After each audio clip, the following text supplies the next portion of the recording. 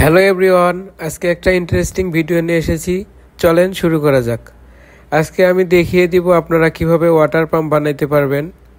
আপনারা দেখতে পাচ্ছেন আমি এখানে একটা প্লাস্টিকের বোতল কেটে নিয়েছি এবং 12 ভোল্টের একটা মোটর নিয়েছি, আরও কিছু প্লাস্টিক ইউজ করেছি। এখানে প্লাস্টিকের একটা চাটকি দেখতে পাচ্ছেন। চাটকিটা এমনভাবে কেটে নিয়েছি যাতে সহজেই মুভ করতে পারে। আর ছোট কিছু প্লেট দেখতে পাচ্ছেন, আর এই প্লেটগুলো চাটকিতে বসানোর জন্য আমি সুপারগুলো ইউজ করেছি। আপনারা চাইলে গ্লুগান বা অন্য যে কোনো আঠা ইউজ করতে পারেন, তবে খেয়াল রাখতে হবে প্লেটগুলো যাতে চাটকি থেকে খুলে যেতে না পারে। এরপরে আমি মোটরটা অ্যাডজাস্ট করে নিয়েছি। এরপরে আমি পুলিটাকে মোটরের মধ্যে অ্যাডজাস্ট করে দিয়েছি।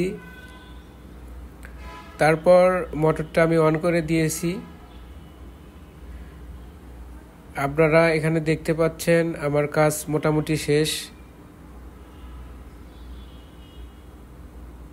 এরপরে মোটরটা অনেক ভালোভাবে ঘুরতে পারছে, কোনো সমস্যা হচ্ছে না। এরপর একটা পাইপ নিয়ে আমি অ্যাডজাস্ট করে দিয়েছি। আপনারা দেখতে পাচ্ছেন আমার ওয়াটার পাম্প দিয়ে অনেক বেশি পরিমাণে পানি বের হচ্ছে। আপনাদেরকে ভিডিওটি কেমন লেগেছে জানাবেন, আর ভিডিওটি ভালো লাগলে লাইক করতে ভুলবেন না।